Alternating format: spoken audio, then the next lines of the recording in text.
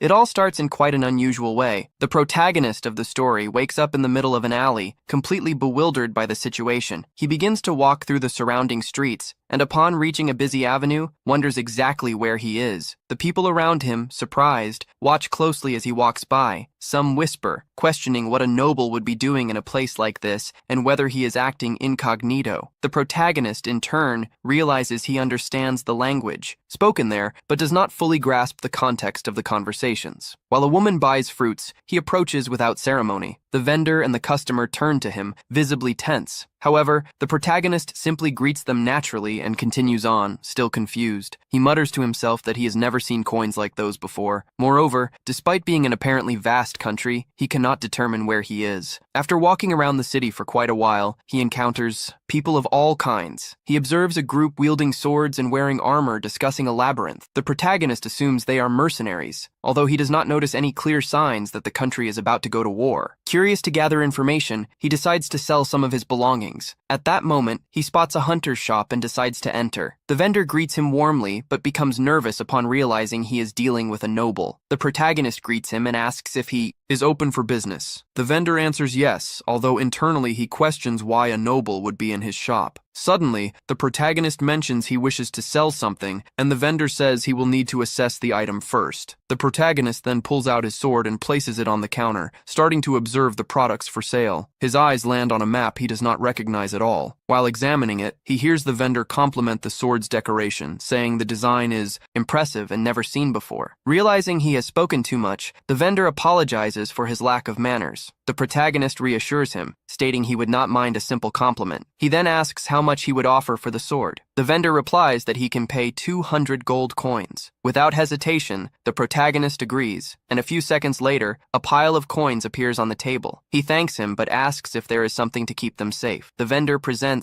several models of coin pouches. Seizing the occasion, the protagonist also asks to buy the map hanging on the wall. The vendor agrees, but first inquires which pouch he prefers. The protagonist leaves the choice to him, which makes the man even more nervous. After selecting the accessory, the vendor explains how to store the coins. He is surprised to see it in action. Nevertheless, the vendor comments that models with special enchantments are more expensive and have fewer options available. Hearing the word magic, the protagonist wonders if it is very different from sorcery. Soon after, he is seen walking again through the streets. He observes how much the atmosphere of that place resembles the country he came from. However, this similarity also makes him feel that he does not belong there. Thinking again about gathering information, he concludes that he needs to find someone willing to help him, someone unafraid to speak their mind and possessing a minimum sense of morality, and be perceptive enough to understand what is not said directly. As he pondered this, a man interrupted him. The protagonist asked what he wanted. The dark-haired man merely warned him to avoid that alley. The protagonist thanked him, but when the man turned to leave, he threw a coin in his direction. The man easily caught it and asked what he wanted. The protagonist apologized, introduced himself as Lizel, and said he only wanted to talk. As he spoke, he dropped some more coins, prompting the man to command him to follow. Thus, they arrived at a bar. The dark-haired man asked the bartender to reserve a table in the back. Along the way, Lizel greeted the attendant, who also watched him strangely. Once seated, they served him a drink. The man asked what Lizel wanted to know, but before that, Lizel requested that he introduce himself, as merely exchanging information would be too dull. He suggested discussing his profession, past relationships, or any other topic just to get to know each other better. With little choice, the man said his name was Gil, a solo adventurer of rank B. He had never had a girlfriend and had no interest in having one. He defined himself as a true lone wolf, cold and without emotional attachment. Upon hearing this, Lizel concluded that the armed people he saw in town were likely adventurers as well. Lizel commented that, even without wanting a relationship, women must certainly not be lacking for him. Gil replied that he could believe whatever. He wanted and viewed that as a compliment. At that moment, Gil became more attentive, curious to discover who Lizel really was, being the only rank B adventurer who operated alone. Even so, he did not feel intimidated by his presence. Gil did not know if Lizel was truly powerful or just an inexperienced, naive noble in the world. Lizel took a sip of his drink and commented that Gil seemed quite intelligent, asking if his impression was correct. Gil then questioned whether Lizel also intended to answer the questions he would ask. Lizel inquired how far his curiosity extended, and Gil answered that he wanted to know everything, including the details of his love life. Lizel started by saying that he did not have any job or anything that proved his status or position in society. Regarding his history with women, he remarked that a true knight does not hold on to such memories. Gil did not feel that he was lying, but also thought that it wasn't exactly a friendly introduction, to which Lizel responded that it was due to Gil not asking the right questions. Nonetheless, Gil stated that he did not intend to distrust him or investigate his identity further, although he admitted to feeling a certain curiosity. At that moment, Lizel suggested they get straight to the point, pulling out a map and laying it on the table. To start, he asked Gil to explain the situation of the region indicated on the map. Gil commented that they were near the capital of the Kingdom of Markade, a trading country. Meanwhile, Cabana is known as the nation of magical minerals. He explained that a long time ago Markade and Cabana had some conflicts, but lately, the situation has been more peaceful. Obviously, it is clear what the trading nation is doing. Cabana must have abundant resources. Natural and great minds, he asks what Gil thinks of part of the capital. Gil finds the question too vague and feels a bit lazy to answer. Still, Lizella asks for just a brief opinion, saying that would be enough. Gil replies that there are good facilities, tasty food, and that the work is not bad. Furthermore, it's a comfortable place for adventurers. This leads Lizella to conclude that many people come and go from the capital constantly, which means that practically no one would draw attention. Then Lizella says that he initially only intended to ask some questions, but ends up asking for a favor. Gil comments that he accepts, since the payment for the information was too high, and jokes by asking if he wants him to be his guide, bodyguard, or just an accompanying adventurer. Gil was just joking, but the cheeky Lizella replies that he wants all of that at the same time. The dark-haired man asks at least that he disguise it better, questioning if that was really what he wanted. Lizella confirms, but says the final decision is solely up to Gil. Gil sighs and asks how long he intends to hire him. Lizella replies that for now it will only be for 1 month. In the first few days, Gil should stay with him and explain many things. After that, he will only accompany him when necessary. Gil obviously does not intend to work for free and asks how much he will receive for all of this. Lizella shows his negotiator side and asks how much effort Gil is willing to put in. Gil takes this as a joke and accepts, asking who he thinks he is talking to. Thus, Lizella closes the deal, making his first request. After that, they rent some rooms so that Lizella has a place to spend the night. Gil sits down and asks if he is finally going to explain everything now. Lizella affirms that yes, making it clear that everything he will tell is absolutely true. Gil believes that, after all, he would have nothing to gain by lying. Lizella tells that he arrived in that kingdom knowing nothing, and that he comes from a place that simply does not exist. There, he does not know if everything happened by chance or if it was someone's doing. He remembers talking to a subordinate and suddenly appearing in an alley of that place. Since he arrived, he has walked through various points of the city, and everything is very similar to his country of origin. This makes the situation even stranger, as if the world itself were off-kilter. He says he will speak from this premise and that, if Gil does not believe him, he can simply leave him there. Gil asks him to continue. Lizella asks if he believes his story, and the dark-haired man replies that it would be a stupid lie. Then, putting the jokes aside, he calls him Mr. Aristocrat and asks him to introduce himself. With no other choice, Lizella reveals that he just inherited his title, which is actually a duke, and that he holds the position of chancellor. Upon hearing this, Gil asks if that means he is the king's right hand. Lizella confirms, which surprises Gil. After all, he seems too young. Lizella adds that his king was so extraordinary that he never made his age seem like a problem. Gil asks if he cannot return to his kingdom, and Lizella replies that he doesn't know. However, he is sure that if problems arise without him, they will find a way to bring him back. In light of this, Gil questions why he himself does not seek a solution. Lizelle admits that it's tempting, but prefers to leave it in the hands of his king, as that is his specialty. Until then, he decides to treat everything like a vacation and enjoy it. The next day, he wakes up early and goes to knock on Gil's door. Gil asks if he wants to go somewhere, and the protagonist responds that he wishes to become an adventurer. At first, Gil doubts, but upon realizing he is serious, agrees to accompany him to buy equipment. After that, they head to the guild. Gil explains the basics. Adventurers take on jobs requested by others, and the guild acts as an intermediary. They then approach the receptionist, who informs them that the guildmaster is not present and asks them to return another day. Lizelle clarifies that he is there to register at the guild. The receptionist, named Stud, asks if Single Blade did not explain anything. This confuses Lizelle. Then, the receptionist explains that this is the nickname of the man with black hair. Gil makes it clear that he did not choose this nickname, but putting that aside, the receptionist explains that the guild has the right to refuse government interference, and thus does not accept registrations from nobles, knights, or the like, asking Lizelle to leave. Gil insists that is not what he thinks because that guy is not a noble. The receptionist does not believe him, but Gil insists. With no more objections, the receptionist agrees to assist him. With everything ready, the man introduces himself as Stud and asks the protagonist to prick his finger with an object. Lizelle complies and sees a drop of blood fall onto a leaf, causing it to start glowing.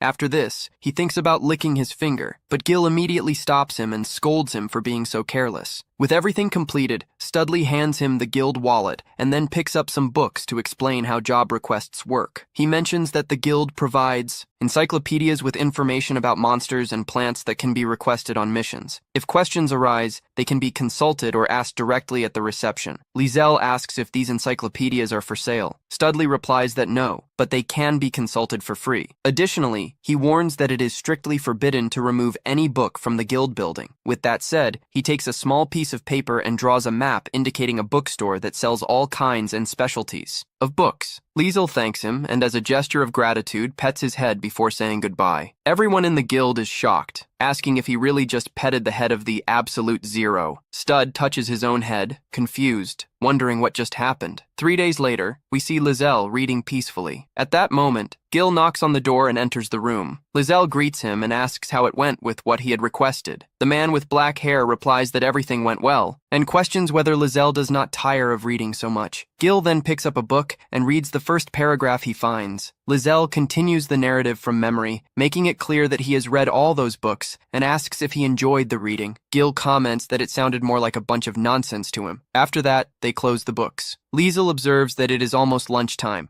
Then he suggests they go eat and after that head to the guild. Gil asks if he's finally planning to accept a job, and Lizelle confirms. Upon arriving, Lizelle greets Stud, who obviously remembers him. After all, how could he forget the noble who patted him on the head? Lizelle sits down and states that he's back to hear the rest of the explanations on how to accept quests. At that moment, another adventurer loudly comments, looking strangely at Gil, saying that the unique sword has really declined, as he wanted to see who had joined the famous adventurer, and ended up finding just a delicate-looking young noble. Both Gil and Lizelle ignore him, while Stud hands Lizelle a list of the guild's rules. The adventurer continues to complain to Gil, saying that he declined his invitation to join a rookie, questioning what he has in his head. Gil merely glares at him with disdain and asks who he thinks he is. This obviously irritates the adventurer. Gil makes it clear that he shouldn't be talking to him, as they don't know each other and are not friends. In light of this, the adventurer makes an indecent remark, insinuating whether Lizelle was worth it. Coldly, Gil replies that at least Lizelle is better than him. Stud and Lizelle hear this. Lizelle comments that Gil's contract was for a month, but that perhaps it would be better to wrap things up right there. Stud then calls the adventurer indecent. Still, for Lizelle, it's a problem to speak ill of Gil. The adventurer asks what was said. Lizelle stands up from his chair, faces him directly, and clarifies that he and Gil teamed up because they made an agreement. The adventurer calls him arrogant for having bought the unique sword, and now thinking he's important. Lizelle questions whether he truly believes Gil would sell himself for a few coins. If that's the case, he challenges him to pay more than he did at that moment, though he doubts he could convince him. This infuriates the adventurer, who boasts that he is also a rank B adventurer, just like Gil. Upon hearing this, Lizelle congratulates him. The adventurer starts laughing, thinking he has won the argument. However, Lizelle feels deeply troubled by the fact that someone of that ilk dares to compare themselves to something that, for him, belongs to Gil. This causes the adventurer to lose control, draw his sword, and curse at him. He immediately lunges to attack, but Stud stands up and Gil steps in front, blocking the strike and breaking the opponent's sword in half. The adventurer is left with his mouth agape. Then, Gil spins and delivers a powerful kick, sending him crashing against the wall. At that moment, Lizelle looks at Stud and realizes he's about to use magic. Grabbing his wrist, Lizelle stops him, reminding him that guild staff cannot get involved in fights between adventurers. Stud cancels the magic and explains that he can only intervene if called upon as an arbitrator, but that it is not prohibited. Lizelle understands and says he was worried about possible punishment. He then hands over money to cover the repairs to the wall and asks to leave the work matter for another day, withdrawing from the guild and returning to their quarters. Gil drinks a glass of liquor and recalls how his body moved instinctively, protecting Lizelle without even thinking. He also remembers the adventurer's words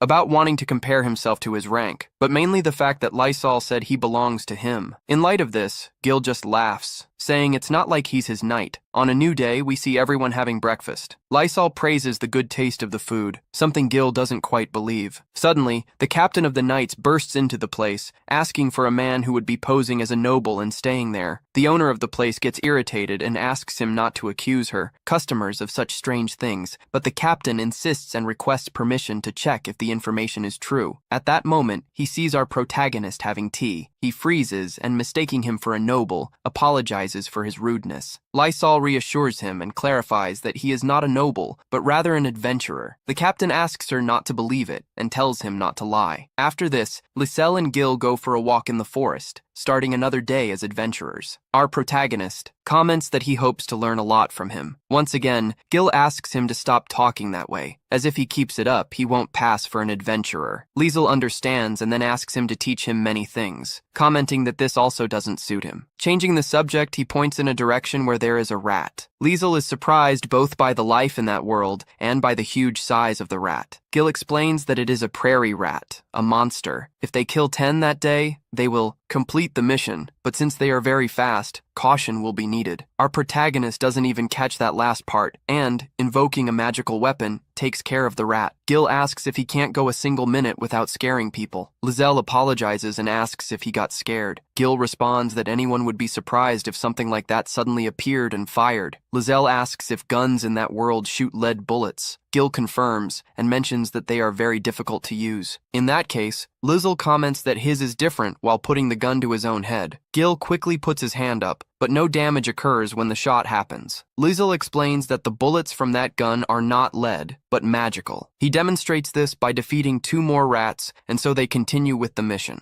At the end, they return to the guild and choose another mission. They see one that consists of collecting items up to the 5th level of the labyrinth for a certain labyrinth collector, requiring an evaluation certificate with a base reward of 10 silver coins. The guild attendant comments that their rank is appropriate for reaching the 5th level and that under those conditions, the reward is good. Thus, Lizelle decides to accept it. He goes to the studio and sits down, showing the mission, while the black-haired boy registers the request and asks if he has any questions. Lizelle asks if any object is really acceptable. Study confirms, explaining that as so long as it's something found only in the labyrinth, everything is valid. This seems perfect for Liesel. Then he asks what the others are doing there. Stud reveals that they found a new labyrinth a few days ago and that they plan to cross it, but it has been very difficult. Since they've been staring at the table in silence for hours, Gil asks what the point is. Stud clarifies that the difficulty isn't the monsters, but the puzzles, as they say the place is full of very complex riddles and they want to solve them as soon as possible. Gil understands they are seeking the bonus for completing the labyrinth. Liesel asks what that means, and Gil explains that it is a reward the labyrinth grants only to the first group that manages to complete it. Stud adds that being among the first to achieve this also affects their rank. Currently, there are hardly any adventurers taking jobs. He tells our protagonist that if he's interested, he could check out those tables since that's where the first cryptogram appears. Liesel asks Gil for his opinion, but he says not to think about it, as their fate is already decided. Thus, with the registration ready, they were about to leave, but Liesel feels curious and asks for a moment to take a look. Accordingly, she approaches a blonde guy and, upon reading his notes, whispers that these are numbers from a very ancient language, and they are very well organized. After saying this, she steps back. The guy looks confused. His companions ask if he had any information stolen. The blonde replies that no, on the contrary. Then we see our protagonist walking through the forest. Lizelle can't help but think about those ancient letters, as she knows them very well. Intrigued, she wonders if that world is the past or the present of hers. After a few minutes, They arrive at the labyrinth. Gil opens the door and they both enter its interior. Lazio walks calmly in search of items. Gil comments that everything is entirely random and that all they can do is walk. Liesel asks if there's a boss at the deepest level. Gil confirms, but makes it clear that it's not very strong. Suddenly, an arrow is fired. Immediately, Gil protects our protagonist. She asks why he thinks the mechanism was activated with her. Gil replies that he doesn't know, but that she should still be more careful while walking through that place. As they descend some stairs, they reach a room that has 2 chests. Gil comments that they were very lucky for them to appear already on the 2nd level. Our protagonist opens one of the chests and finds something unusual. They go back to the evaluator from the beginning, hand over 2 stuffed animals, and ask for his opinion on the price he would put on the items. He hesitates and finally says they're not worth much, but he could buy them. Liesel replies, "No, thanks," and only asks for a certificate proving their value as labyrinth items. Thinking about how to hand them over, she gets the idea to wrap them in gift paper with a bow. So, at night, we see the gifts at the guild's reception, with Stud taking care of them in his room. Liesel comments to Gil about the guys from the morning, those she helped with the cryptogram. While they were talking about that, at that moment, the very subjects appear, in front of the lodging. Now we see them gathered. The group's leader introduces himself as Egg and asks for our protagonist's help to advance to the next stage of the labyrinth. Liesel demands 50% of the total reward, something that the other considers absurd. In light of that, our protagonist reminds them that she earns nothing.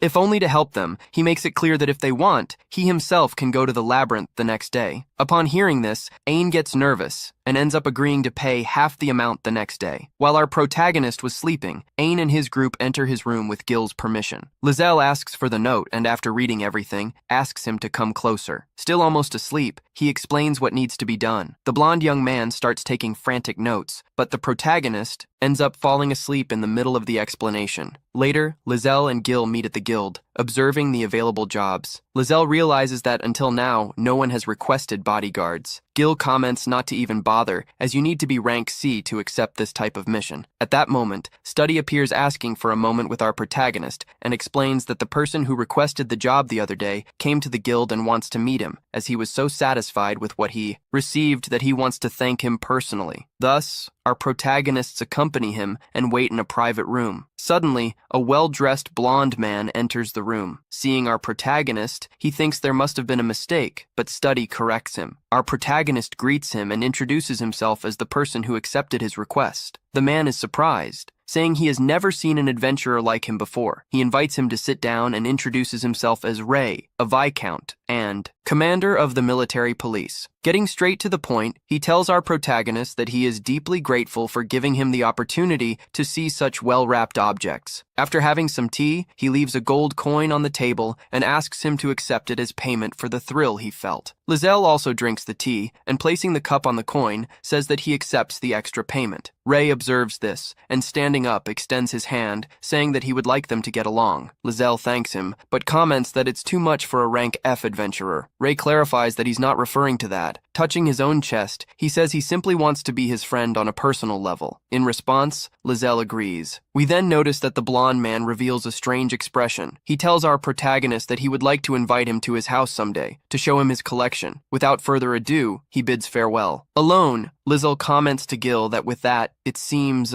he has cleared the suspicions they had about him. Gil asks how he can be so sure. Liesel points to his own chest and says he examined him before he left. The scene shifts to Ray, who, looking at his own hand, comments that our protagonist did not change and apparently did not feel even a drop of fear, something he considers perfect to start building a friendship. At night, Liesel and Gil are drinking together. The protagonist comments that Ain and his group managed to be the first to complete the labyrinth and that he came out winning from it. He asks Gil if that amount is considered a lot. Gil replies that it would only be enough to buy equipment of a rank above his. Then, Liesel asks why Gil is rank B. Gil responds that he likes to work alone. However, Liesel doesn't fully believe it. Gil then comments that rank A adventurers or above tend to have a lot of contact with nobles, which means having to behave like them, something he finds extremely annoying. Liesel understands then, watching him drink his wine. Liesel hands him his monthly payment, along with an extra amount as a reserve, saying she would like him to help her the next time she needs something. While doing this, she is about to take a sip of her own drink, but Gil causes it to spill. Liesel asks him to let go. When he doesn't comply, she politely asks again, stating that she doesn't want to have to order him to do anything. He clarifies that he doesn't want to tie her up, but in saying this, Gil grabs her by her clothing and makes it clear that this was a decision of his own because it's what he wants. Therefore, Liesel has no reason to interfere. After clarifying this, he sits down and returns the money, asking for just one thing in return, that Liesel not bother him. Liesel smiles and promises to make an effort to rise to his level. The next day, we see Liesel and Gil in a carriage. Gil notices that the coachman is very helpful and imagines that he also mistook Liesel for a noble. The protagonist doesn't blame him, knowing they are headed towards the mansion. Here we see what happened a few hours earlier, while Liesel and Gil were at the guild. An adventurer asks another if it's true that the thrust has formed a group, and now they confirm that it is. While Stud writes a document, he asks Liesel if he is sure about this. Liesel responds by asking if that seems wrong to him. Stud states that it doesn't, but he says he won't oppose whatever he decides. When Stud looks at Gil, he asks if he thinks he has already grown fond of him. Stud replies that he hasn't said anything, but also won't expose him to danger just because he is no longer his bodyguard. Gil pretends not to understand, then Stud takes Liesel's hand and shows the mark he left on her wrist. Liesel jokes, saying that Gil cried not to be left after handing over his identification. Stud mentions that he has something else to give him, a letter that seems to be addressed to him. Upon seeing it, Liesel realizes it was sent by the king and wonders if this isn't an abuse of authority. Stud comments that, since it's a personal letter, they cannot refuse it. After reading the letter, Liesel hands it to Gil. In it, they are invited to the king's mansion to see his valuable collection. Since they have already been invited, Liesel decides to go, especially out of a curiosity for the collection of labyrinth items, particularly since he has never gotten anything good. Stud comments that they can use the carriage service from the central district and that they can go today, since the Viscount will surely let them in. Thus, we return to the present. At the entrance, a butler greets them and leads them inside. On the way, Liesel is impressed by the number of paintings in the room. At one point, he sees a painting of a green dragon that catches his attention. Shortly after, Ray appears, thanking them for coming to see his precious collection, and saying that he would like the three of them to become good friends, asking them to treat him as a common person. Liesel tries, but remains very formal, while Gil is more natural, telling Ray that he is a nuisance. Thus, they begin the tour. Liesel asks if all those are items from the labyrinths and if the people depicted in the paintings are real. Ray replies that yes, and they can be seen as records of the labyrinths. For Gil, they are just unwanted objects by adventurers, which are sometimes left behind, even when something rare appears. For the king, this is regrettable.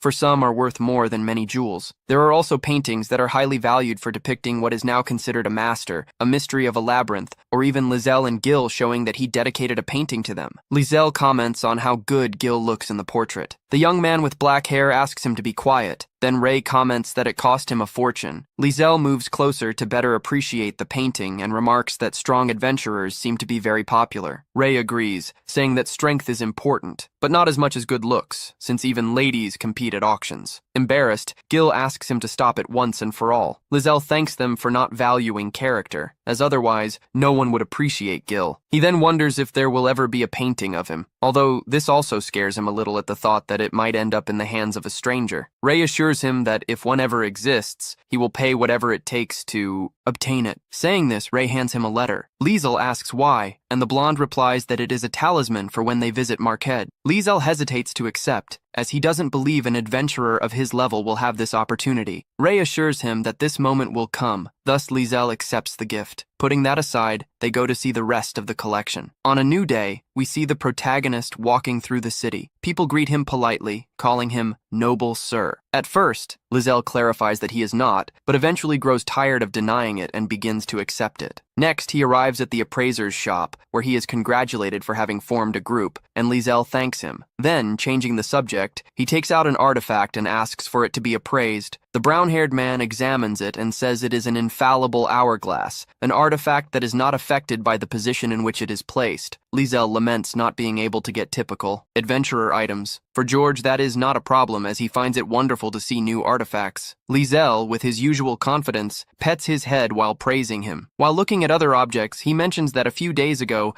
a collector showed him his painting collection and expresses a desire to know if they often appear in the shop. George reveals that they do. Then, Lizelle comments that there was a painting of Gil that seemed very expensive. George is startled just imagining Gil posing, but upon seeing Lizelle's expression, begins to imagine how he would look in a painting. Amidst this, Lizelle asks if he does not buy the paintings he appraises. George responds that he does. After all, he has a distributor. Lizelle asks what that is. George then explains that there are specialty shops for labyrinth paintings, but they are located in Market. Lizel notes that this place is very far away. Seeing him deep in thought, George asks if he plans to go there. In response, Lizel asks to know why that intrigues him. George reveals that his grandfather lives there and that he will soon visit him. Therefore, if they plan to go to that place, he would like them to escort him. Lizel makes it clear that he has never worked as a guard, so he considers that it would be best to ask someone with more experience. George lowers his head and, very embarrassed, comments that he wants it to be them. For now, Lizelle doesn't agree, but promises to talk to Gil to reach an agreement. That said, he leaves alone. George sighs in relief, saying he doesn't believe Lizelle is just a kind person. Now we return to the guild. Lysol tells Stud that the boy from the shop will soon send them a request. Stud acknowledges that he is referring to Yuji, as they sometimes ask for his help in evaluating objects from the maze. It all started when the guild asked for his grandfather's help. The old man was famous for making accurate appraisals until the day he brought George as a child. It is said that at that age, he already had great skills in evaluating. Since he and Stud were the same age, they talked occasionally, although he made it clear that they were not friends. Setting that aside, Stud talks about the trip to Mars, and when Lizelle asks him if he plans to settle there, he replies that he will only be a tourist, as he doesn't know the place. Stud knows that they won't see each other for a while, and asks if Lizelle will accept any work that day. When Lizelle replies that he won't, Stud asks him to accompany him during the break to a place that serves delicious coffee. Lizelle gladly accepts, even though Stud's colleagues look at him strangely. Once at the place, Lizelle asks if Stud doesn't usually take breaks, and he replies that if he's not tired, he sees no need, and asks if it was rude to talk about something other than work. Lizelle says no, and that, in fact, it made him happy. At that moment, Stud notices that the bruise on his wrist is no longer there. Lizel comments that Gil didn't really squeeze him. Stud says he would have liked to see the guard crying not to let him go. This amuses Lizel, who comments on how good the coffee is until other adventurers arrive looking for the protagonist because he is the guy who allied with Gil. They warn that if he is paying to stay with him, he better give up. The whole place goes silent until Lizelle gets up. He asks to talk outside, apologizing to Stud for what happened, but Stud coldly responds that he wants to spend his time with Lizelle. The protagonist says they can come another day, but that if it's to happen, it has to be now, and that he will do whatever it takes to make him stay there. The adventurers get annoyed at being ignored and bang on the table, mocking and saying that they are such good friends. Stud replies that yes, they are very close, and that if they keep interrupting, he will end their lives by freezing their arms. He warns that if they don't melt quickly, they will lose their hands, and thus makes them leave. Lizelle remarks to Stud that he shouldn't do such dangerous things, not because he will lose, but because he cares about him. Now outside the city, Stud warns George to come back as soon as possible and gives him a slap on the head for not knowing how to answer correctly, joking that he only grew taller. Once everyone is in the carriage, Stud asks them to take care of themselves, and Lizel replies that they will return soon. During the journey, George comments that Stud is always a bit sarcastic with him. Lizelle says that this happens because they get along very well. He also mentions how comfortable the carriage is. George thanks him, but then Lizel asks if he really needs it, even with space magic. The brown-haired boy explains that there are many materials and tools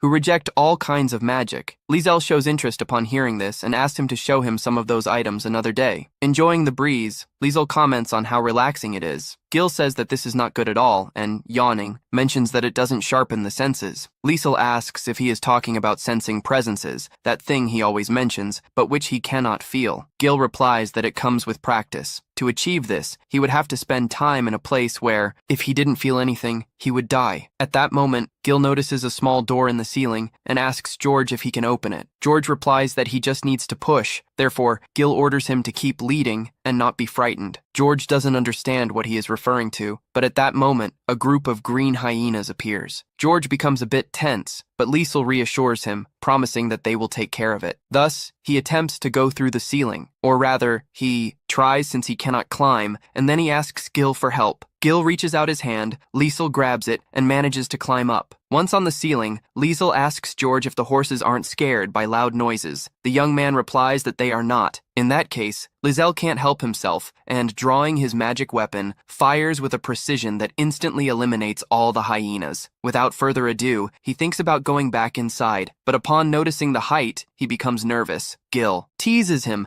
asking if he has now become a defenseless maiden. George, in turn, wonders if what he saw earlier was really a firearm, imagining the protagonist with one and assuming that it would indeed cost a fortune. When night falls, they stop to set up camp. Judge is cooking, and Liesel wants to help, but Judge says it isn't necessary and asks if there's any food Liesel dislikes. Liesel replies that he eats everything and comments to Gil that Judge is very skilled in the kitchen. From that remark, Gil deduces that Liesel has never cooked before, while he himself has, at least enough not to starve. Watching how Judge takes care of them, Liesel mentions that if he gets used to this, he won't be able to accept being anyone else's escort. Gil agrees. At that moment, they see Judge taking plates out of his box. To Liesel, that magic seems fantastic. Gil asks if there wasn't anything like that in his world. Liesel answers that there wasn't, and that he doesn't even want to imagine what he would do without it when he returns. Finally, the food is ready, leaving everyone amazed, since Judge prepared such a large amount using only a single frying pan. As they get ready to eat, Judge notices how elegantly Liesel behaves at the table. Judge praises the food and asks them to sit down and eat together. After that, they talk about taking turns keeping watch to guard against bandits or monsters. Judge volunteers, but since he already drove the carriage, they don't allow it. Liesel offers to take the first watch, saying he doesn't have trouble staying awake. Although Gil could stand watch alone, Liesel wouldn't like that. With that decided, Judge and Gil go to sleep, and Liesel wishes them good night. Gil asks him to let him know if anything happens, but warns that if he doesn't sleep well, he won't switch shifts. After that, Liesel watches the stars and reads his book until he finishes it. After some time, he goes to check on Gil, who wakes up easily. Liesel asks if he hadn't been sleeping, and Gil replies that he has trouble sleeping outdoors. Before switching shifts, Liesel hands him the book and lies down to sleep. At dawn, Judge wakes up and goes to see Liesel. Watching the way he sleeps, he thinks about telling Stut, although he's sure he'd get punched for it. Out of curiosity, he reaches out to touch Liesel's face, until Gil appears and asks what he's doing. Finding it strange that Judge hadn't left even though he was awake, Gil came to check. Judge explains that it's not what it looks like, and Liesel wakes up, looking at them both with a confused expression. After that, they continue their journey until Judge says they can already see the city. When they reach the entrance, they see carriages lined up. Judge explains that this is done for inspections before entering. Liesel adds that the lord of those lands rose from poverty to wealth. Judge confirms it and adds that when the country was still known only as a merchant city, the current lord's grandfather received a noble title because the ruler of the time adopted him. Gil is surprised by how much Liesel knows about history, and the protagonist explains that it's because he has read many books. Liesel also mentions that, apparently, the current lord's ancestor was a merchant. He was highly respected by the people, had deep knowledge of all kinds of business, and in his own generation became one of the richest merchants in the country. After that, he invested large sums of money into the city, revitalizing commerce more and more. Gil assumes that the lord at the time must have been useless. Judge says he doesn't know, but he heard that the ruler had great respect for the current lord's ancestor. Liesel imagines that this is why that noble adopted him, since the fact that merchants still trust him to this day shows how skilled he was as both a merchant and a ruler. Judge adds that, however, no one knows what the current lord is like because he doesn't appear in public, perhaps because he's busy. Still, Judge has heard rumors that he sometimes walks through the city in disguise. At that moment, the conversation is interrupted by the line moving forward. It's their turn to advance. Inside the city, Judge asks if they already have lodging. Liesel replies that they don't yet. Hearing that, Judge offers his grandfather's house. Liesel refuses, saying he doesn't want to be a burden and that they'll look for an inn. Judge insists, saying he can't allow them to stay in some rundown inn. Even so, the protagonist declines. With no other option, Judge hands him a card with his name and the company through which they can secure a room. Liesel hesitates, but in the end accepts it and says goodbye, while Judge shouts that he must not accept being an escort for any other carriage. Thus, we see the protagonist walking alongside Gil. Gil scolds him for always doing whatever Judge asks. Liesel doesn't respond because he is now surrounded by merchants trying to convince him to invest in their businesses. Liesel shows interest, but the black-haired man pulls him away by force, suggesting that they ignore those people, otherwise things could end badly. As they move away from the area, some suspicious people watch them from the shadows. After some time, and after securing lodging, they go out to stroll through the market. At that moment, the the same man from before tries to attack them. However, Gil is much faster and knocks him down, telling him to calm down. The man ignores the warning, gets back up, and curses the protagonist for ruining his business. Liesel tries to say that he's mistaken, but the man doesn't believe him, claiming that Liesel is the only noble walking around the city. This draws the attention of the people around them, including a black-haired man with an elegant posture. Fed up, Liesel asks why the man's business went bankrupt. The man replies that he doesn't know, but he's certain Liesel ruined everything over something insignificant. In response, Liesel confronts him, saying that if he couldn't fulfill something he considers so trivial, then he shouldn't open a business in that city. With his usual calm, he asks him not to blame others, and people begin to take Liesel's side. Even so, the man keeps insisting that it wasn't his fault. Liesel replies that trust is earned by following the rules, adding with a smile that the man clearly wasn't born to be a merchant. Enraged, the man attacks. Liesel asks Gil not to hurt him, so Gil throws his sword and pins the man to the ground. The crowd applauds, an impressive display of skill. Liesel then comments again that he isn't the person the man is looking for, showing his guild card. At that moment, 2 guards arrive because of the commotion. The black-haired man who had appeared earlier slips away. One of the guards asks Liesel for a moment, thinking he is a noble, but Liesel says he'll leave the rest in their hands and walks away. Gil asks what he was plotting. Liesel reveals that he deliberately staged the whole scene, and we see the 2 of them follow the black-haired man. Liesel stops him to talk, but the man says he's busy. The albino mentions that he brought a letter addressed to him, but even then the man doesn't pay attention. Then Liesel asks him to invite them to eat, since they were nearly killed after being mistaken for him. Faced with that, the man agrees. Elsewhere, Liesel says it's an honor to meet the Count, but the man interrupts him, saying he knows Liesel doesn't like that title, and asks him to call him Shadow instead, also asking who Liesel is. Liesel replies that he's just an adventurer. Shadow recognizes Gil as the Thrust, commenting that even when traveling in a group, he hasn't softened in the slightest. Setting that aside, Shadow says he wants to talk about the matter, but Liesel gets distracted by how delicious the food is. Even Gil asks for another bottle. Shadow tells them to get straight to the point, so Liesel shows the letter, and Shadow only reacts when he sees the seal. Shadow asks how Liesel managed to get along with him. Liesel explains that he accepted a job in the labyrinths and liked the fact that the items were sent properly packaged. To Shadow, Roy is a complete idiot. He wonders whether Roy accepted Liesel at his side or truly considers him someone important. Either way, he assumes Roy wants him to get along with Liesel. This is confirmed when he reads the letter, in which Roy warns him not to turn Liesel into an enemy. From this, Shadow deduces that Liesel is no ordinary adventurer and asks how he figured out he was a count. Liesel replies that it was from his appearance, since a book he read described someone identical to him. He also realized it because of the commotion. At first, Shadow was observing from afar, but when people started talking about him, he approached. As if that weren't enough, Liesel noticed that Shadow fixed his gaze on him and came closer out of concern for Fel. All of that led him to figure out who Shadow was and approach him to deliver the letter. Although Shadow knows there's more to it, Liesel says he just wants to do some sightseeing in Mercady for a few days and spoke to him so he could get invited to eat on the very first day. With that, he says goodbye, thanking him. As Shadow rereads the letter, he comments to Roy that he didn't need to write that. At that exact moment, the waitress brings the bill, and upon seeing it, he crumples the paper in anger. Meanwhile, our protagonist and Gil return home. The black-haired man notices the provocation and asks if something is wrong. Liesel replies that he simply thought he needed to make a big impression so the man would remember him, nothing more. He then asks Gil if he doesn't think it's dangerous for the Lord of the Realm to walk around alone. Gil explains that he has someone with him. This surprises the protagonist, who asks if that person is strong. Gil replies that he doesn't know. At that moment, Judge appears along with the mourning soldiers. The protagonist approaches and asks what he's doing there. The redhead says he heard about the attack, since the police went to his house. Liesel apologizes for the trouble and asks the officers if there was any serious issue that required them to look for him at that hour. The blonde officer replies that no, they just need to confirm both sides' accounts. Thus, Liesel hands over his adventurer's card and explains the misunderstanding with the merchant. Once everything is cleared up, the officer returns the card. Liesel thanks him, but points out that coming after him at that hour is inappropriate. Judge tries to intervene, but Gil silences him as they both understand the situation. Liesel begins to confront them with direct remarks, asking why they were in such a hurry to find them if the culprit had already been caught and the situation resolved. The officer doesn't know what to say. However, Gil understands perfectly that they did this because it would tarnish their reputation if adventurers had solved the case. At that moment, the officer's partner yells at the protagonist to stop complaining, saying they were just protecting him. This attitude irritates Gil. Lisel comments that it seems he's a big admirer of his. The blonde officer apologizes, but the other repeats that he only made the thrust protect him. Hearing this, Lisel warns that Gil hates people who mix emotions with work. The officer backs off. Meanwhile, Gil is playing around with Judge. Lisel asks him to put him down. When he does, Judge runs over to Lisel to complain. Through tears, he turns to the officers and threatens them, saying that if they try anything against Lisel, he will never forgive them. This frightens the two officers a little. Gil is surprised by how much power the words of a merchant family hold in that place. Lisel, for his part, asks Judge not to say things like that, though he also thanks him, which makes the redhead happy. With nothing more to say, they ask the officers to take Judge home. They say their goodbyes, and finally our protagonist and Gil also go to sleep. On a new day, Gil wakes up and, taking advantage of the fact that Lisel won't wake up for a while, starts reading a book, without realizing that they are being watched by a mysterious guy. They both go to have breakfast. While they are eating, a man dressed elegantly hands them a leaflet about an auction. This catches the attention of our protagonist, who discusses the matter with Gil-O. A boy with black hair comments that perhaps they are auctioning off unique books from the labyrinth and asks if he would like to go. The protagonist responds that in fact he intended to visit some bookstores,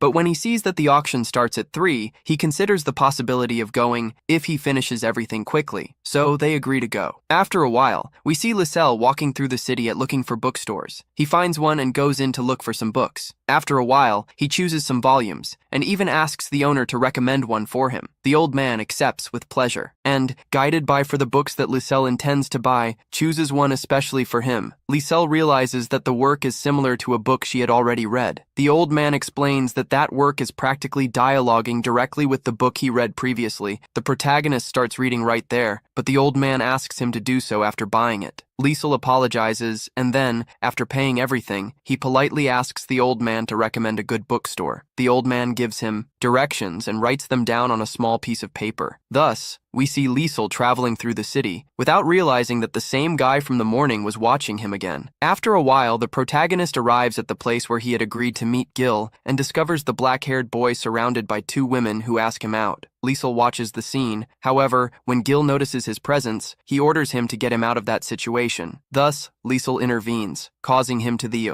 women leave alone. Gil complains about him just watching Lisel, but he calms him down, saying that at least those ladies were very polite. Gil gets angry and tells him to come in. Then, we see them at reception, and the same guy from the morning hands them a sign with a number. And wish you a good stay. Already in the hall, the presenter begins the Great Merchandise Subasta, issue number 23. The first item is a low-level healing potion. Coming from a labyrinth, one person offers 4 silver coins, another 5 silver coins, and 10 copper coins. Lisel asks Gil if the potions vary according to the labyrinth, and he responds that they are normally very painful, although some are not. In the end, the potion is sold for 9 silver coins. The next item is a painting highly coveted by collectors, nobles, and commoners alike. The opening bid for this subasta is made of a gold coin. Lisel recognizes the painting and laughs, because M and her group appear at the bottom, and they are also walking in the opposite direction. After selling the painting, it is offered an original strategy guide. Taken from a maze chest, Lisel asks Gil about it, and he explains that the book teaches how to complete the maze he came out of and shows the strategy to do so. The book contains maps of each floor, information about the monsters, such as their habits and the materials that can be obtained. This book also starts with a toss of a coin.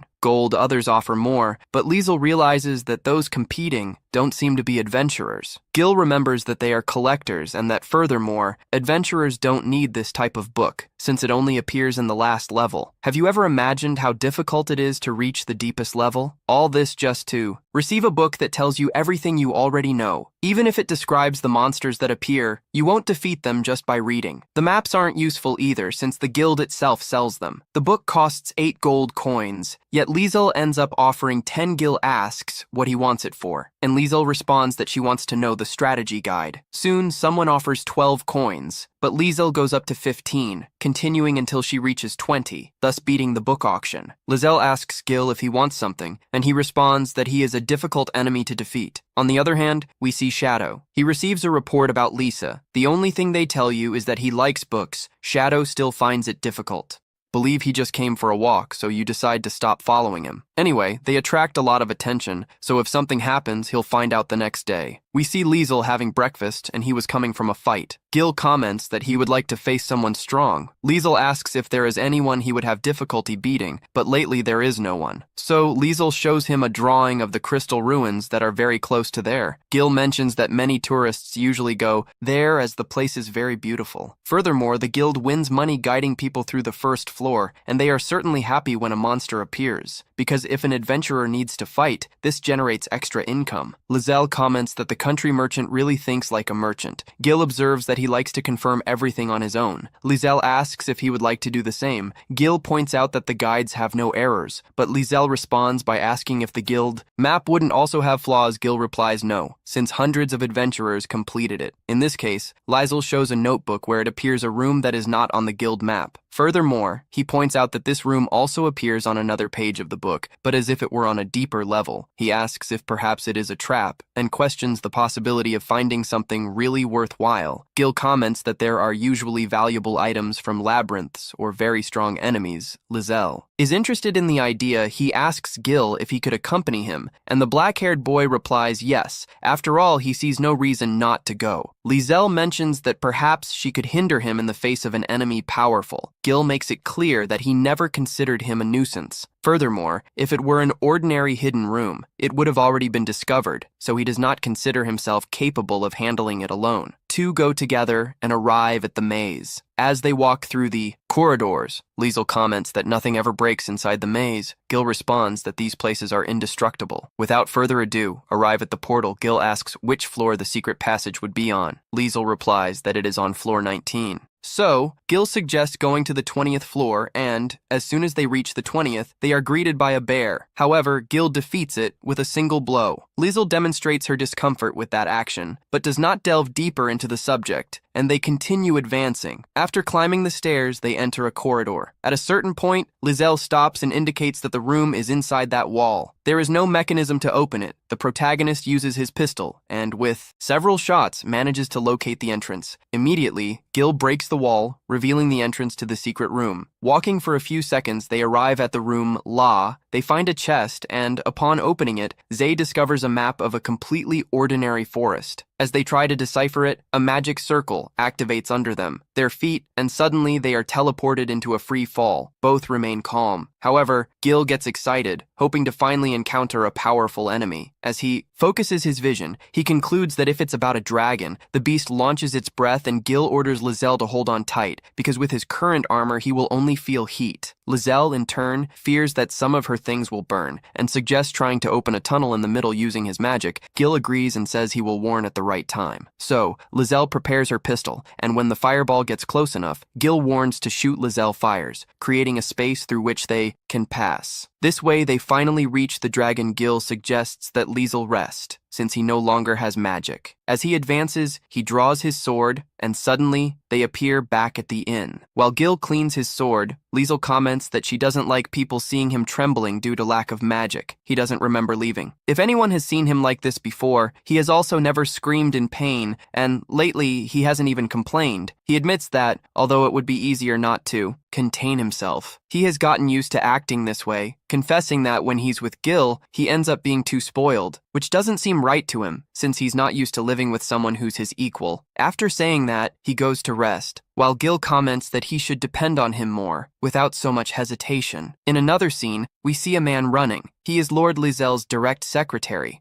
He tries to talk to the king, but the guards won't let him through. He says it's an emergency and then shouts that Lord Liesel has disappeared. The door is kicked open. A guy asks where this happened. Secretário responde que foi em escritório e eles são transportados até lá. Essa é uma habilidade que apenas a realeza pode usar. Ele pergunta o que aconteceu. The secretary explains that Liesel was sitting, talking to him, and suddenly he disappeared. He was just organizing documents, and when he blinked, Liesel was no longer there. At that moment, he calls for Liesel while analyzing the entire document. Space of the room. He asks about the earrings. The secretary replies that he was wearing this, which makes him even more confused as he cannot feel their presence. Those earrings were created by His Majesty, pouring all the magic possible on them, and if they didn't react, it's because Liesel isn't there. Then, an old man enters. They explain everything that happened and ask him what he thinks about it. The old man asks them to consider what he will say is the madness of an old man and says that the world has two faces, where there is a world parallel to this one. The one who told him this was a friend whose grandfather, a long time ago, would have come from this other world to him. This seems like a big lie, but they can try. Furthermore, if Liesel is still in this world, she will return on her own. However, if he is gone, although it will be necessary to rescue him. Meanwhile, he will look in every corner where Liesel may be, warning that he will be gone for a while. The next morning, Liesel wakes up and realizes that Gil is uncovered, so she goes to cover him, but he was also already awake and comments that he woke up early today. Liesel apologizes for waking him up, but he responds that he always gets up at this time. The protagonist suggests that he rest, since he had a very difficult fight yesterday. Even so, Gil says he's fine. When he notices his muscles, Liesel touches her own body to see if she also has muscles. After that, the two go to Gremio. Hello. Again, they mistake Liesel for a nobleman, but recognize Gil. They approach the receptionist, who asks what they want. Liesel responds that she wants to update the map of the labyrinth called Crystal Ruins. The girl is surprised and repeats the name out loud, drawing everyone's attention. She comments that the labyrinth is very old, that it has already been fully explored, and that it has not been updated for years. However, Liesel says that she found something new. At that moment, another adventurer approaches and warns that it is very dangerous to provide false information. Insinuating that he just wants to show off for Layla, the receptionist Liesel comments that Layla is a very lovely name and thanks her for the compliment. The adventurer is annoyed to see that he started flirting and questions how someone as delicate as Liesel could have discovered something new in that maze. Demanding proof, Liesel asks Layla if it is necessary to present evidence to update the map. She answers no, because if it is a lie, someone will end up finding out, and this will ruin the adventurer's reputation. That's why no one usually lies. She then asks Liesel to continue. Still, the other adventurer says he doesn't believe it, but Liesel says she only cares about Gremio. If they want proof, he shows them the Gremio's strategy guide, Labyrinth, explaining that he found it in a hidden room along with a treasure. The adventurers are excited by the news, but are discouraged when they learn that they kept the treasure. Even so, Liesel, he comments that it's worth going into the maze because at the bottom there was a monster. Layla immediately interrupts him and asks him to reveal more details. Liesel obeys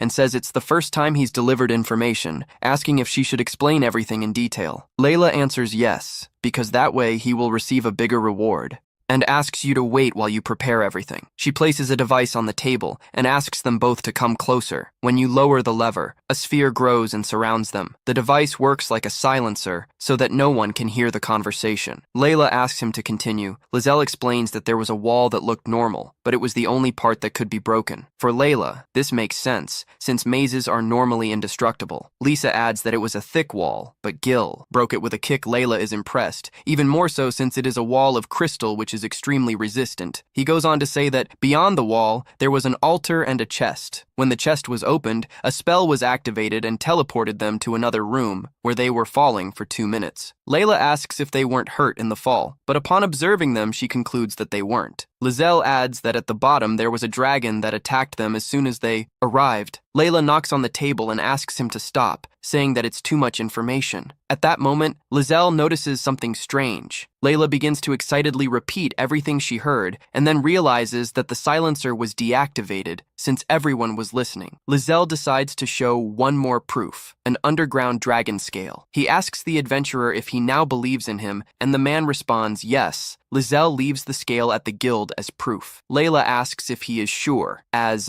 he could make a lot of money selling it. However, Gil had removed several scales, so he didn't care. It matters. The receptionist asks for Liesel's guild card and he gives it to her. When she sees his rank, she gets confused. Liesel asks if everything is okay, and remaining calm, she recommends that he do the process to rise in rank. But Liesel refuses, saying that he has less than 2 months as an adventurer, and that there is a boy who would be upset if he rose in rank in another guild. It seems that Gil becomes jealous, because in his mind he highlights that Liesel is spoiling study again. Without further ado, the receptionist delivers the reward, and the protagonists leave. As they walk through the city, Liesel asks if it would be a good idea to move up in rank, since even he finds it strange that the leader has an F rank. Gil makes it clear that it doesn't matter and that, regardless of who he is, he will always stay by his side. After a while, they arrive at the store. Lisa looks at the potions and praises the quality of the potions. Products, although they are not as good as those from George's store. While they are talking, an employee approaches and asks if they have an appointment with young George. The protagonist confirms, and the employee leads them to a room. When the employee leaves, George opens the door visibly altered. He apologizes for not having received them at the entrance and explains that his grandfather gave him many gifts, making him lose track of time. At that moment, his grandfather appears with even more gifts. Upon seeing Gil, he greets him with familiarity, and noticing that he is carrying the sword, asks if he is taking good care of her. With his usual defiant attitude, Gil responds, "Yes." The grandfather then notices the protagonist and asks who he is. Lizelle introduces herself and takes the opportunity to apologize for involving his grandson in his problems and disrupting his precious family time. The grandfather is disappointed, as he actually intended to complain about that very thing. Next, George asks the protagonist if he would like to have lunch with them. Since his grandfather wants to talk to both of them, Lisa accepts with pleasure. Upon hearing this, the grandfather smiles and finally introduces himself as Insight, thanking the protagonist for taking care of his grandson. During lunch, when he notices that Lisa is eating little, Insight asks him to eat heartily. Our protagonist confesses that, although it doesn't seem like it now, he eats much more than before. Changing the subject, he asks Gil how long they have known each other, and if he was the one who recommended that sword. Gil replies that it has been 2 years, but denies having recommended it. Weapon, remembering that, as he didn't know which weapon suited him, the old man ended up giving him that sword. Therefore, Lizel asks if he would have a sword for him too. The grandfather thinks this is absurd and asks to see his current weapon. Lizel then takes out his pistol. When observing her closely, Insight asks why he would want a sword if he can handle it. Analyzing every detail of the weapon, it highlights how unusual she is.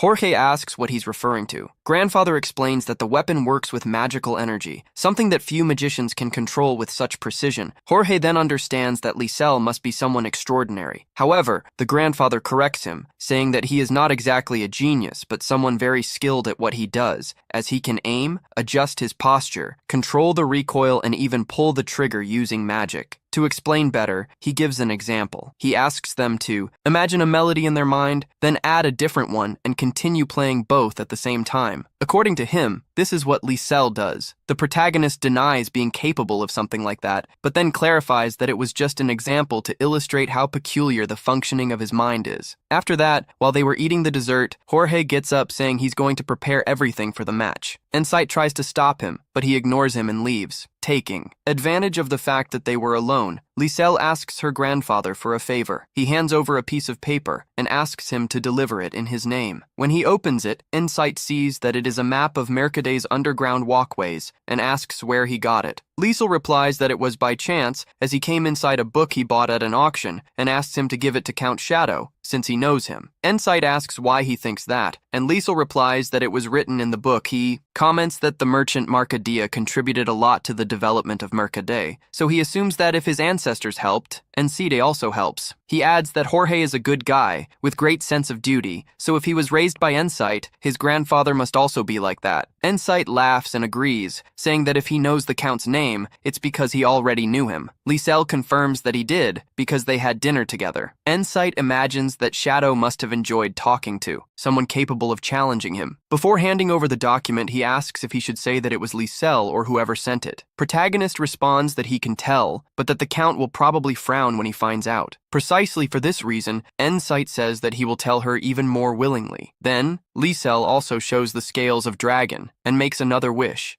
On the website, he recognizes that they are scales from an underground dragon and asks what he intends to do with them. Lisa wants him to buy them and, when he resells them, publicly announce their origin account, who got them in the crystal ruins. On the website, he imagines that it must be a huge dragon, but he is not surprised that Gil defeated him. He asks if it was the boss of the labyrinth, but they explain that it was the lord of a hidden room and who have already informed Gremio. On the website, you understand the intention. When the scales go to market, the adventurers will know that the dragon exists, although some doubt it because Lisa, being rank F Isael, comments that the labyrinth is a famous tourist spot and that, if tourists disappear, the city will lose a large source of income. On the website, you like the way he thinks and decides evaluate the scales immediately. Grandfather calls George, but he says he's busy. However, when Lisa calls him, he shows up right away, leaving the site depressed over the difference in treatment. Before they leave, Grandpa pays for the scales. George announces that he has finished packing his things, including Grandpa's gifts. He also took tools that cannot be stored in space magic. Grandpa. He asks where he bought that, and George replies that it was in that store he always talks about. Despite not having much variety, he managed to buy everything for a fair price. Liesel and Gil comment that the owner is a good merchant and very persistent, ready to leave. Liesel and Insight talk a little more. The grandfather asks him to take care of George, but the protagonist states that it won't be necessary, as he already is a true merchant. After that, Insight tries to convince his grandson to stay a little longer, but George ignores the request and says goodbye. At night, the boys camp in the middle of the forest. Liesel he offers to hold the vigil, and Gil accepts, saying that he entrusts the safety to him. While Liesel is in front of the fire, an arrow is shot in her direction. However, Gil deflects it with the dagger. Surprised, Liesel asks if he was really sleeping, and Gil replies yes. Soon, another rain of arrows begins. Gil realizes that they are common ambush arrows. Concluding that they are bandits, he blocks the shots while Lisa uses her gun to take down the enemies.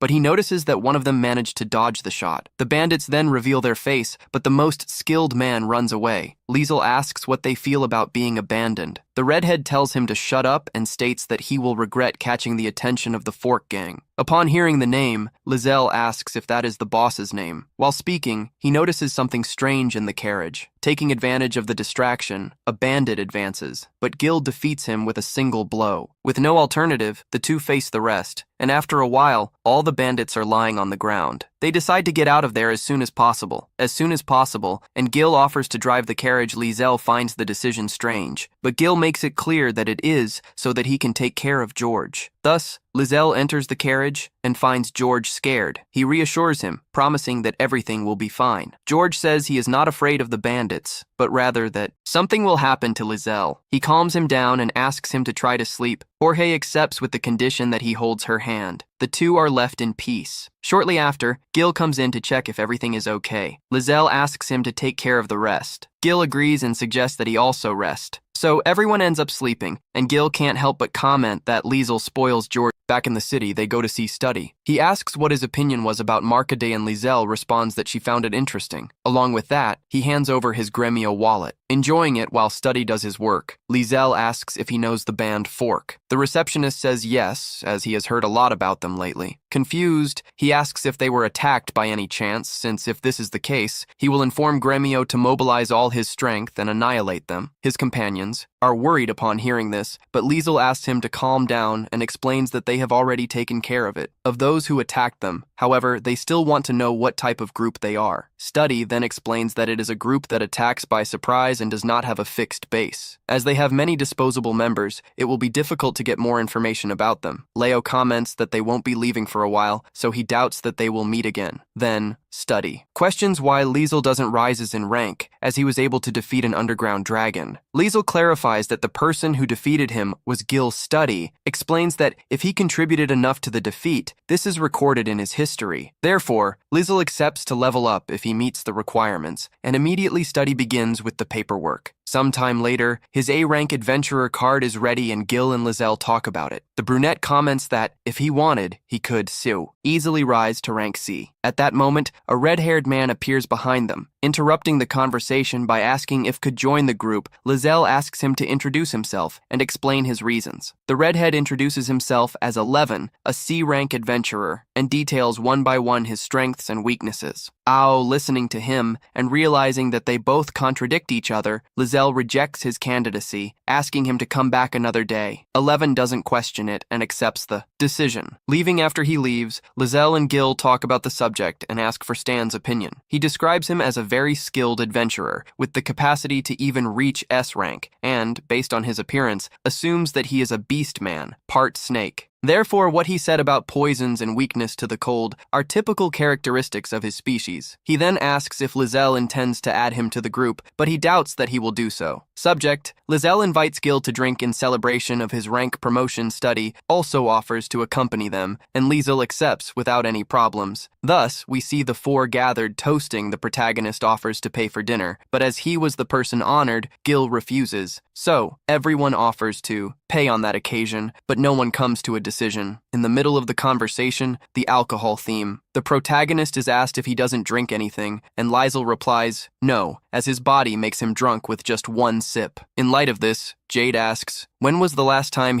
this happened? Lizelle says she doesn't remember, but the first time was with her father, who stated that he didn't do anything strange, although in the end, he ended up laughing. The second time was with her old man, apprentice. He said that he has become the complete opposite of himself. Upon hearing this, the three begin to create theories. Gil suggests that perhaps he becomes perverted when he drinks, which leaves everyone embarrassed. To change the mood, Lizelle comments that night Gil will pay the bill. Immediately, the other two begin to choose the most expensive dishes on the menu after eating. Study. He asks what it was like escorting Judge, imagining that, knowing him, perhaps it was more comfortable than normal, or perhaps it caused problems. Lizelle denies this, saying that they would normally be treated just as baggage, but this time it wasn't like that. Even so, he would like to live an experience like that again. Judge responds that he couldn't bear to be treated that way, but for Lizelle this is inevitable, as she needs to accept all types of work to increase her rank. Study is also against Lizelle receiving this type of treatment, and Judge says he could offer several work whenever he wanted. Liesel asks them to calm down and invites them to continue eating. After that, Judge remembers something he had said to Study, saying that he and Mr. Liesel slept like a family. This surprises Study, who asks what he means by like a family. Judge responds that he could,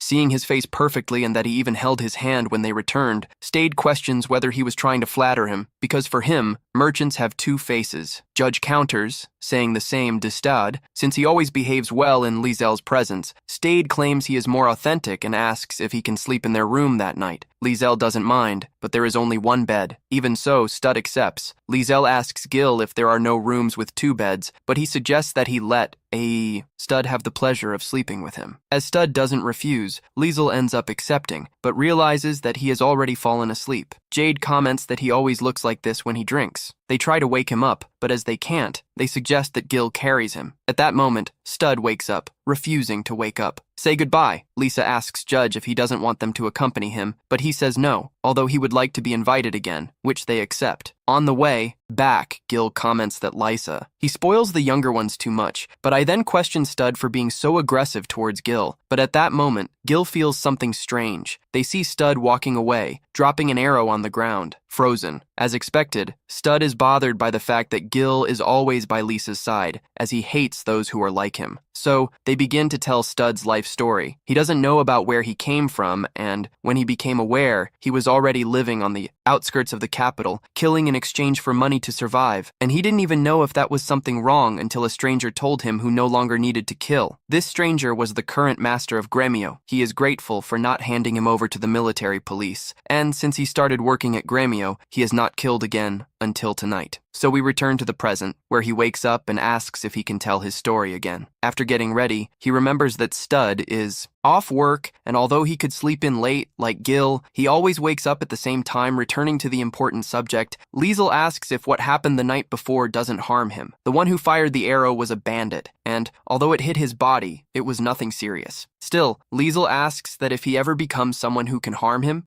that he doesn't do anything on his own, because he can take care of himself. And he also tended to study so as not to cause problems, although for Liesel, losing his studies would be a problem. The student understands and decides not to cause any problems for anyone. Then he proposes that they go have breakfast together. He accepts, and we see them arriving at the little lady's restaurant. She welcomes them with familiarity, offering the breakfast on the house. While talking, he notices Stud and his Gremio uniform, confirming that Liesel is truly an adventurer. After eating, they talk a little. At that moment, Stud feels the Gil's presence approaching and decides that it's time to go. He comments that the men from the previous night were certainly after Liesel, so he should be careful when opening the door. He comes face to face with the dark-skinned Gil, who acts normally, but before Stud leaves, he asks him to stop saying they look alike and to protect Liesel with his own life. After that, the protagonists walk through the city. Gil talks about what happened the night before and how it is probably linked to the bandits. Liesel agrees, as she noticed that the arrow was similar. Confused, tries to understand why he would be the target if the considerate weak. Gil suggests that perhaps it is revenge for having shot one of them previously. He mentions that there was someone of a much higher rank among them. Lizelle assumes that they used their own arrows on purpose to make it clear that they were bandits, but he still doesn't understand the objective, as he doesn't believe they hate him or want to kill him. Gil says the answer is obvious. They want to make him stop seem so confident, although they failed to attack him directly. Back at Gremio, they analyze the available jobs, including one related to a theater company. While checking the details, the redhead returns. Lizelle asks the same question as before. He introduces himself again, changing his approach, but he still doesn't convince, and Lizelle rejects him without discussion. 11 leaves, leaving them confused. Leaving that aside, Gil asks if Lizelle will accept the job, and he answers yes. Questioning if Gil doesn't want, Gil says no, but upon noticing Stud's cold look, he doesn't have choose. So they arrive at a cart and find the director.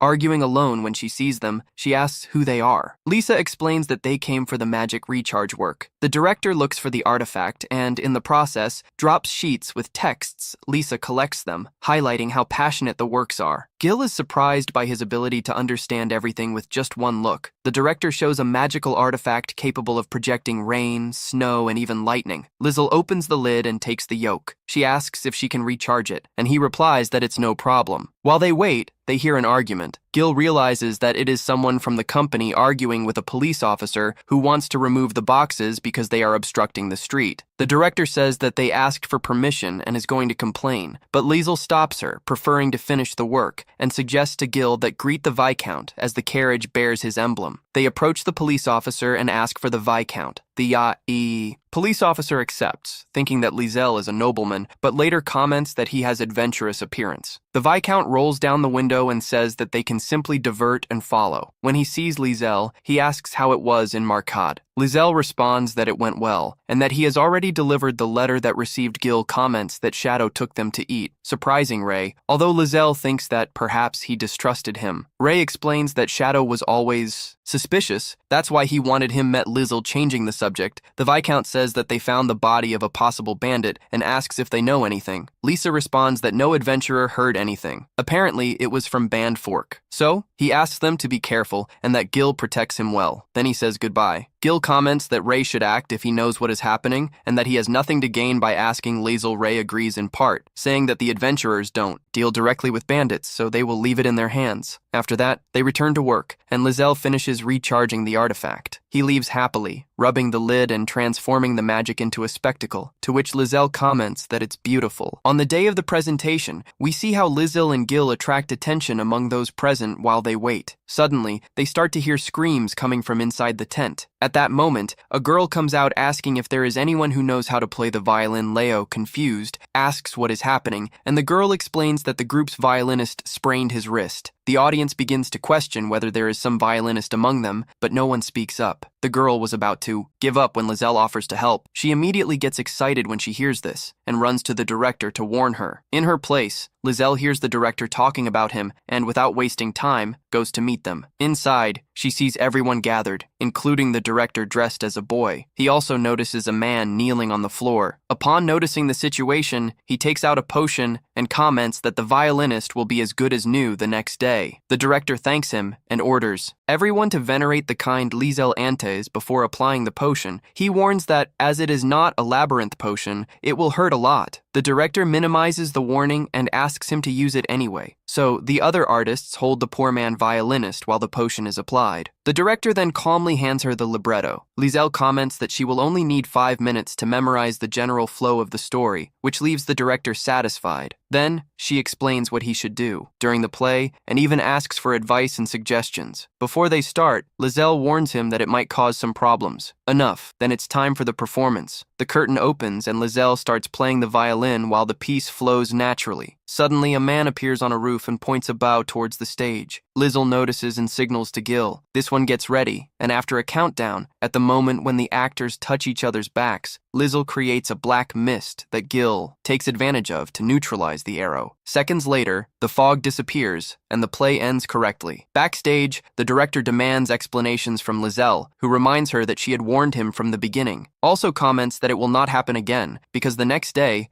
the violinist will now be able to resume his place. The The director recognizes that he is right and thanks him for saving everyone. After that, the protagonists leave, and Gil complains about him offering himself, even though he knew they were after him, but he asks if it was worth it. Helping Liesel says yes, although he would have liked to rehearse more. Changing the subject, they talk about the man with the arrow, and Gil suggests resolve it as soon as possible. Liesel doesn't promise anything, as she finds it interesting not knowing what will happen. Then, a few days pass, and while they are having breakfast, Liesel shows curiosity about what they will do next. Gil then comments that the boy who wants to join the group is, in fact, a bandit, something that Liesel already seemed to know. Gil suggests capturing him and forcing him to confess, and Liesel notices that he is getting irritated. He comments that perhaps that same day the boy will try to convince them again, and that they can take advantage of the opportunity. However, everything will depend on the boy himself, as it would be a problem if he lost his temper and hurt someone close to him. They make it clear that if he attacks George or Stuart, they will be really furious, which awakens the Dill's interest. Finally, Liesel mentions that 11 is not just any member of the gang, but the leader himself. Next, we see 11 walking through the city, while saying that since small, he always liked strong emotions. When fighting monsters that almost devoured him, he just laughed, saying that he had almost been caught. Over time, he discovered the existence of the adventurers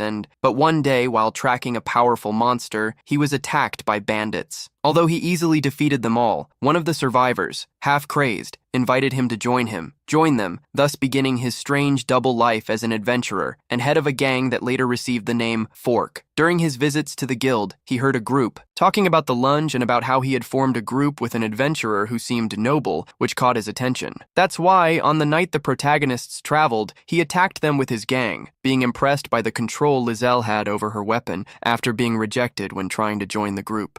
He tried to attack them again, but Liesel neutralized the arrow. Even so, he continued to observe us in the following days, including during the play. As we know, none of his plans worked out. Back to the present, the protagonists leave the establishment while 11 watches them from afar, asking if she will be able to join them this time. He introduces himself again, and unexpectedly, Liesel neither rejects nor accepts it. She just invites him to talk privately. Alone, Liesel says she already confirmed everything and asks him what he thought about facing him. 11 laughs and asks how he found out. Liesel reveals that she suspected from the beginning, as it seemed obvious that he wanted to join the group for those reasons, and also because he apparently mentioned it during the theatrical presentation. After all, the only people who knew he was playing were the company members, the audience who were sitting closer, and the attackers themselves. Even so, upon realizing that, Liesel invited him to talk in private. 11 comments that he is too confident, even though he has an escort by his side. Liesel clarifies that Gil is not his escort, but rather his companion, and adds that he had already realized everything a long time ago, even since the first time they saw each other. After all, 11 has a forked tongue, which gave him away more than he imagined. Asks if he intends to hand him over. Liesel replies no, that it makes no difference to him, but makes it clear that he will not tolerate him attacking his companions. Upon hearing this, 11 becomes indignant, though the simple fact of not being considered important infuriates him deeply, and that's why he tries to attack by surprise. However, both Gil and Astute react immediately to protect Liesel. Gil immobilizes with all her strength, preventing any sudden movement. While this is happening, Liesel asks Astute which of the two would be faster. The receptionist admits that at the moment, 11 is faster, but also states that he wouldn't lose easily. While listening to the conversation, 11 faces Liesel defiantly and demands that he say who he wants to attack. He lets out a slight sigh and comments that he is still very young, confusing the adrenaline of fear with pleasure. Observing him fixedly, she assumes that this happens because he has not yet known true terror. That moment, for a few seconds, 11 feels a deep shiver, loses the strength in her hands, lets go. His dagger falls and begins to shake. Seeing him in that state, Lisa raises his face and explains that fear is linked to self-control and that, as he still doesn't have it, even though he knows how to differentiate right from, if you do something wrong, you won't understand why you should behave properly. Holding his chin with her fingers and giving him a penetrating look, Lisa warns him that if he does something he shouldn't, he will actually make him angry. After that, 11 falls on the table completely without strength. Stewart asks Lizelle if they will arrest him, but the protagonist replies no. At that moment, they hear 11 start to cry. Calmly, Lizelle asks him to calm down and take a deep breath. Then, the scene changes to George, who was reviewing the products in his store. When Miam's seen, he checks the list. He notices that 3 items from the labyrinths are missing. However, as nothing seems out of place, he rules out the theft hypothesis. Still, apprehensive, he comments that he might need to go complain to the guild. On a new day, Lizel and Gil go to Judge's store so he can evaluate a product. But when they arrive, they see that the store is closed. They were about to leave when at that moment the Judge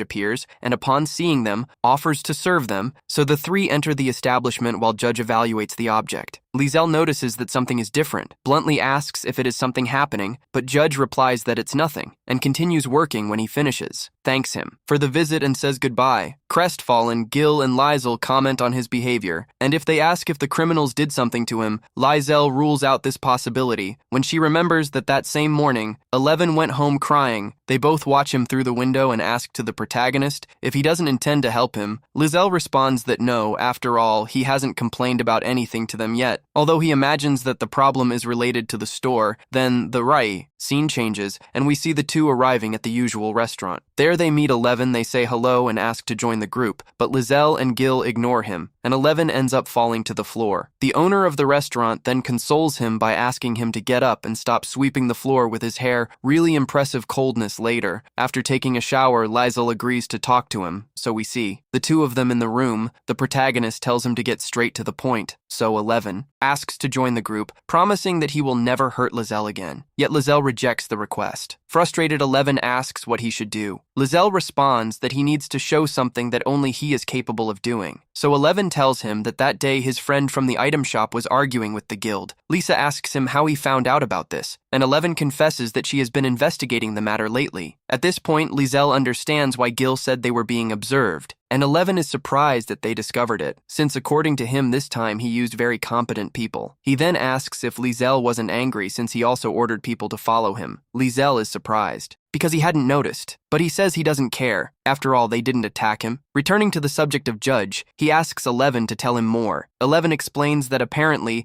a guild employee who Judge hired stole several objects from labyrinths and the guild refuses to take responsibility, even calling Judge a liar after that, and asking if the information was useful. Protagonist thinks a little and comments that, as 11 is a leader of bandits, perhaps it would be better to prevent him from joining the group, in which case 11 promises to abandon his position. Apparently he is really decided, but Laisel says he can't allow that because it could cause chaos. So the boy says in that case he will kill the bandits. Obviously, this solution doesn't please the protagonist either. As a last option, 11 suggests poisoning them. Lizel discards the idea as he is the only snake type in the region, and everyone would suspect him upon hearing this. Giselle asks if he really said that it could poison them, because if it's true, it means that it can secrete poison through the channels in its mouth. Open your mouth and release some poison. 11 obeys, and Lizelle, without hesitation, drinks the poison. In a few seconds, he feels several parts of his body go numb. Worried, 11 hands him a potion. After the danger passes, he scolds him for being so reckless. Seeing his reaction, Lizelle asks if he was worried about him, and 11 replies, yes. But Lizelle remembers that he promised not to hurt him again when she hears this. 11 can't believe that Lisa actually trusted him. Angry, he runs to Gil's room and knocks on the door to complain that he raised him very badly. Gil, he simply ignores him and closes the door in his face at night. The 3 get together to talk about Judge 11. He says that the stolen objects are worth about a gold coin. Suspicious Gil asks how he knows all this. 11 responds that it was pure coincidence, and changing the subject proposes an agile fight, which is accepted. As long as 11 can last 5 minutes leaving it aside, Lizelle asks why they stole those objects instead of the more valuable ones. He imagines it's because it would draw less attention, and Levum confirms saying that it would also be easier to sell without leaving a trace on the market. After that, Liesel suggests that the next day they accept a job, so we see the 3 of them in the guild between available missions. One appears that asks to obtain the core of a white golem. Liesel accepts the mission out of pure curiosity and goes to the reception to register it when she sees him acting. So carelessness, 11 complains to Gil about me too badly. He says he can't allow Liesel to choose a job knowing it's dangerous. Gil makes it clear that it's none of his business, but 11. He answers, yes, after all, he doesn't want them to do that kind of thing when he joins the group. Upon hearing this, Gil gives him a withering look after waiting for a while. Lizelle comes back, and together they leave. To complete the mission at the entrance to the city, we see several groups of adventurers gathered while waiting. They talk a little when the transport arrives. They all huddle together trying to occupy the smallest possible space in the carriage to travel. Our protagonists observe the situation and ask the owner to travel in the upper part. So they continue their journey, enjoying the landscape, feeling a little discomfort. Liesel takes out some pillows made from ghost wolf skin and hands them to both of them. After a while, Lizelle asks if they are close to arriving, yet Gil responds yes. But in that moment, he feels the presence of some monsters approaching in the distance. They see 3 running birds. Lizelle prepares to defeat them, but before going down to ask the other adventurers if there are any material they want to obtain, they respond that otherwise. Lizelle takes his gun and shoots at the monsters, instantly defeating 2 of them, leaving only 1 left. He aims with precision and fires. Another bullet that passes through the monster after the fight. Lizelle feels a slight dizziness. Gil worries, and 11 also offers him a chocolate. Lizelle thanks him, but when she was about to catch him, 11 pushes the candy away and asks him to open his mouth. Lizelle understands what he means, so she closes her eyes and accepts. Then 11 massages his hand to help control the dizziness. Protagonist thanks him and recognizes that 11 is a good boy. After a while, we see the 3 inside the maze as they walk. 11 notices a smooth trap and steps on it on purpose, making with which 11 almost falls. He complains, saying that he warned him before. Lizelle apologizes, but explains that he just wanted to find out what kind of trap it was. While they argue, 2 monsters appear before them, and 11 asks to face him alone. So Gil and Liesel watch as he fights in a very peculiar way after defeating the monsters. They continue advancing until they reach a room. Gil opens the door, and inside it they find several white golems. Liesel decides to test something and takes out her gun. 11 reminds him that golems are immune to magic. Even so, Lisa fires it, and the bullet passes through the body of the golem, leaving 11 impressed. Then the protagonist explains that golems do not receive damage from magic because their core absorbs the energy of the attack, but in the case of his rifle, the magical energy, it doesn't stay in the golem's body. It passes through it completely and continues on its way, so it defeats the first golem easily. Now it's Gil's turn to wield his sword and cut a golem in half. By last 11 uses her agility to make the golem lose its balance, and when it becomes defenseless, it throws a grenade that explodes the creature's entire chest. After that, they collect the cores excitedly. 11 suggests that they go after the next objective. Liesel and Gil just stare at him, asking if that mission wasn't theirs. After a few hours, they return to the surface as there is still time, for the next carriage arrives and takes him. Asks to fight against Gil, who reluctantly accepts when they are ready. Liesel gives the signal to start immediately, and 11 goes on the attack. Gil blocks the blow without even flinching and asks him to avoid attacking the neck, otherwise he won't be able to contain himself. Lizelle watches the fight while eating some sweets that 11 had given her at that moment. Other adventurers also come out of the maze, and the first thing that comes is the 2 of them fighting. Lizelle apologizes because they are taking up so much space and offers some sweets so that they can also wait there when an adventurer was about to get a dagger passes between the 2. 11 complains to Liesel about offer them so easily, but Gil silences him with a blow as a form of apology. Liesel gives the adventurer some puppet ribbons. The man is surprised and accepts with joy. After that, 11 continues to be irritated with Liesel. The protagonist admits that he is to blame and recognizes that it was rude to share the sweets he gave her, so he offers a chocolate and puts it directly in the 11's mouth. Then Lisa asks Gil if 11 managed to resist the 5 minutes. Gil replies yes, and that she still had time to pay attention to him during the fight, so Lizelle does a cuddle with 11, something he appreciates, although he tries to hide it after a while waiting. The carriage finally arrives, and the 3 of them return to the city together. But well, if you made it this far, comment the word chocolate, so I know you made it to the end.